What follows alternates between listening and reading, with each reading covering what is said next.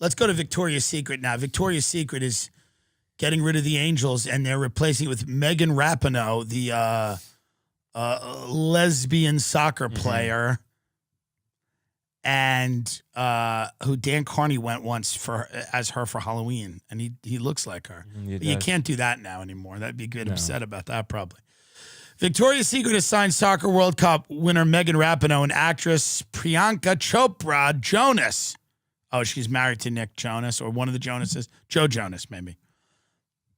Victoria's Secret has signed. Yeah, we just did that. The belaggard lingerie giant is relaunching and moving away from its traditionally rail-thin models by introducing the VS Collective with diverse leading icons and changemakers, including Jonas and Rapinoe, to shape the future of the brand. But don't expect to see White Tiger star Chopra and Rapinoe, who've been a preeminent voice in the fight for women's equal pay in the soccer world, posing in the firm's famously flimsy, barely there briefs.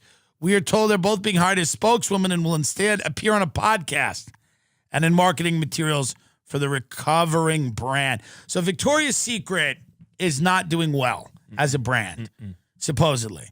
And they've decided that what they should do is get rid of the Angels and the attractive women and bring in women that may be attractive but are different shapes. I don't care about this, really. I think with the availability of online porn, I don't know that straight men care that much about the Victoria's Secret Angels, right? Right. It seems kind of a quaint. It's archaic, yeah. It seems like a quaint and cute idea, but if guys can go online and with the click of a finger see barely legal college girls choke down cocks and then take shots to the face, and then, orgies and gangbangs and chicks getting waterboarded and strangled and people bleeding on each other and scat, BDSM, people getting tied up, choked out, punched, fingered in their eye, people just, does anyone really, I think the war on the standard of beauty is, not the direction I'd like to see the world go in. I think it's an unrealistic standard of beauty, but lots of things are unrealistic, right? None of us are going to have a house in the Hamptons or a Maybach, but do we now have to say that those things are not desirable? Of course, there's trade-offs to having those things. Maybe you have to work harder. Maybe you have to hollow yourself out. Maybe you'll never have real friends. Maybe you'll have to be skeptical of everyone around you, deeply paranoid. Maybe you have to arrange your emotions in the way that a serial killer would in order to move up the ladder in whatever organization that's paying you the type of money to have those things. I don't know. But to say that on their face, a beach house in the Hamptons or a Maybach is not a nice thing to have is ridiculous. And to say that a skinny body with big tits or a skinny body with a big dick is not nice to have, even though it's unrealistic for most people. The idea that as a standard, and not a standard that people have to attain, but as a standard to just look at and go, that's nice. When you walk around a locker room and you see a guy, when I was a swimmer for years, and you see a guy with a big soft penis, which is rare. I mean a big soft penis. I don't mean like, oh, it's visible. I mean like it hangs and it just flows in the wind. That, when you go, even a heterosexual guy goes, yeah, that might be fun to have. And who knows? I don't know. Maybe there's downsides to that. I'm sure there are. Whatever, Man spreading. I don't know. That being said, there's very few people that look at a penis like that and go, well, I don't want to give that a shot. And I don't mean you don't have to suck it, but I mean like having it.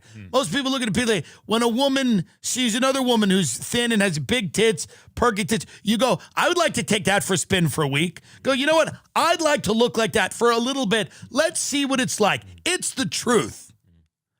And truth now is inconvenient, Al Gore, but it troubles people when you say things that are true. That doesn't mean, hey, good-looking people, a lot of times in bed are not as good as people that are like decent looking. Like Alt-A loans, meaning that it's not prime credit, but it's pretty good. They fuck better usually than people that are insanely good looking, because insanely good looking people a lot of times are just, they're not really givers or thinking about themselves, and they're not there, and there's nothing going on in their head and whatever. They're not passionate people. So some of these people, it's not even sexual when you look at some of these things. You go, I don't know even if it's sexual. Some of it is, but it's just a standard of beauty. I always looked at models and I was like, they're not always sexual, but there's a beauty to them. And that doesn't mean that fat people can't be beautiful, and people with the scars can't be beautiful, and people in wheelchairs can't be beautiful. And all of that is true. And people with a flesh-eating bacteria, necrotizing fasciitis, can't be beautiful. Or people that don't have arms or legs, they're just kind of a torso, they can be beautiful. And people that are, dead and kind of having rigor mortis set in, where their body is starting to rot and it smells bad, they can be beautiful. It's not to say that somebody who half of their face is missing because they fell asleep and their house went on fire can't be beautiful. They can be beautiful. It doesn't mean that somebody whose eyes have been both gouged out can't be beautiful, because you can put glass ones in. It doesn't mean that somebody with a fungus that has eaten the majority of their vaginal area can't be beautiful and they had to have surgery. It doesn't mean that. It doesn't mean that somebody who is like a centaur, which is half horse, half person, can't be beautiful. They have a big horse cock. You jerk it off. It smells a little weird and it's furry, but they can be beautiful. It doesn't mean that a fawn can be beautiful, which is a half goat, half human. It doesn't mean that somebody who's 1,000 pounds can be beautiful and that has a little bit of a rash on the innards of their anus that has turned into this, pus-filled things that are very, very big and they explode every time they take a shit. It doesn't mean they can't be beautiful. It doesn't mean somebody with the type of psoriasis that it's almost like a dinosaur skin. The scales and they flake off and they're so rough that they can actually cut your skin if you touch them. It doesn't mean they can't be beautiful. What it means is that there's a little bit of a standard that's widely recognized as a nice looking. That's all. We saw a gentleman today at brunch who was not white, which is nice. Was Hispanic and had shaggy hair. It was a very nice, you go, that's a good looking person. That's a good looking person. If that person was 600 or 700 pounds bigger than they are now, it might hurt the look. It may not. I don't know. But they weren't thin. That guy was not thin, right? He was like lean. He was lean. There was no six pack. Right. But there was a leanness to him. But I mean, what I'm saying is that beauty is in the eye of the beholder. That's my point. And I hope Victoria's Secret figures it out. What I think is going to happen, and there's nothing wrong with this, is just the Victoria's Secret fashion show is going to start, and they're just going to start in wheelchairs rolling out people with flesh-eating diseases. And that's okay. I'm for that. I don't care.